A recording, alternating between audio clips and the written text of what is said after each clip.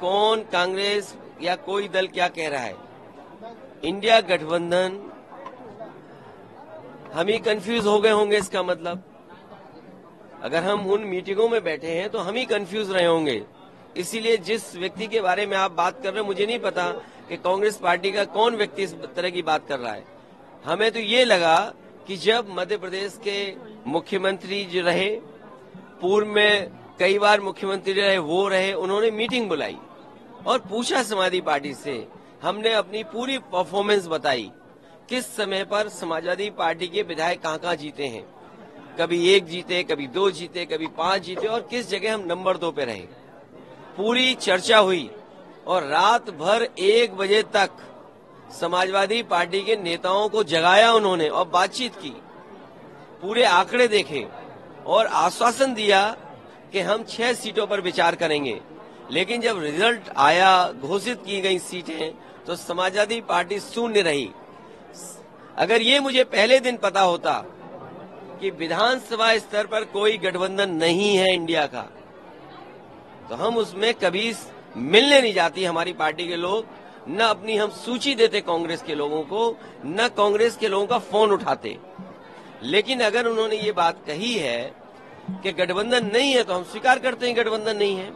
और गठबंधन अगर केवल उत्तर प्रदेश में केंद्र के लिए होगा तो उस समय विचार किया जाएगा, और जैसा व्यवहार होगा समाजवादी पार्टी के साथ, वैसा ही व्यवहार उनको देखने को मिलेगा यहाँ पर। सर, उन्होंने कहा कि हमने घोसी में समर्थन किया और ऐसा रहा। किस नेता के बारे में बात कर रहे हो आप? ये कांग्रेस के कौन नेता है? उनके प्रदेश अध्यक्ष कह रहे हैं। देखिए, प्रदेश अध्यक्ष की कोई हैसियत नहीं है, न वो पटना की मीटिंग में थे, न वो जाकर के मुंबई की मीटिंग में थे।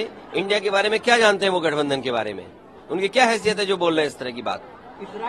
इस उनसे पूछिए, रात को 1 बजे तक क्यों उनके मुख्यमंत्री कमलनाथ जी ने बैठाया, क्यों उनके पूर्व मुख्यमंत्री दिग्विजय सिंह जी ने बैठाया? वो क्या उनके मुख्यमंत्री नहीं है क्या उनके प्रदेश के? अगर वो मुख्यमंत्री नहीं थे तो इस तरह की भाषा नहीं बोलनी चाहिए उनको। और इसका मतलब ये हुआ कि आप दूसरे दलों को बेवकूफ बना रहे हैं आप बैठा करके। क्या मतलब? ये बीजेपी से मिले हुए लोग हैं, ये कांग्रेस के लोग बीजेपी से मिले हुए लोग हैं। तो आगे की अभी क्या रणनीति? ये जो बीजेपी से मिले हुए, देखिए, अगर मुझे पता होता कि गठबंधन प्रदेश स्तर पे नहीं है तो मैं समाजवादी पार्टी के नेताओं को दिग्विजय सिंह जी के पास नहीं भेजता। अगर मुझे ये पता होता कि समाजवादी पार्टी को प्रदेश स्तर पे गठबंधन नहीं कर रहे हैं, मैं कमलनाथ जी के पास अपनी पार्टी के लोगों को नहीं भेजता। और मुझे ये भरोसा होता कि कांग्रेस पार्टी के लोग धोखा देंगे तो मैं उनकी बात पे भरोसा नहीं करता। मुझे बताया गया कि 6 सीटों पर आपके लिए सोचा गया है, विचार किया गया है और उस पर तय करेंगे। सिटिंग एमएलए की जगह आप सीट दे दोगे आप, और उम्मीद करोगे कि मैं आपके बारे में सच बोलूं, और जो बात बोलनी है उनको मैं आपके माध्यम से कांग्रेस पार्टी को कहना चाहता हूं, अपने चिरकुट नेताओं से हमारी पार्टी के बारे में न बुलवाएं। अभी आगे का क्या रहेगा? मतलब ये आगे कंटिन्यू रहेगा? अब आगे का देखा जाएगा, क्योंकि हमें अगर ये जानकारी मिल रही है कि गठबंधन केवल दिल्ली के स्तर पे, तो ठीक है, दिल्ली के स्तर पे जब बात होगी तो की जाएगी। एमपी सीटों पे अगर बात की जाएगी तब देखा जाएगा। अगर मुझे ये पता होता कि प्रदेश स्तर पे कोई गठबंधन नहीं है, वो नहीं है, हमने स्वीकार कर लिया, इसीलिए हमने अपने पार्टी के टिकट घोषित कर दिए। इसमें क्या गलत किया है? इसलिए मैं कह रहा हूँ कि आप लोग भी ऐसे छोटे नेता जो कांग्रेस के हैं, और मैं कांग्रेस पार्टी के बड़े नेताओं से यही अपील करूंगा, निवेदन करूंगा कि अपने छोटे नेताओं से इस तरह के स्टेटमेंट मत दिलवाइए। मायावती जी ने कहा युद्ध से। आप देखिए, अगर ये बात आई है कि भाई राष्ट्रीय स्तर का गठबंधन होगा कि प्रदेश स्तर का गठबंधन होगा, ये मेरी जानकारी में नहीं है।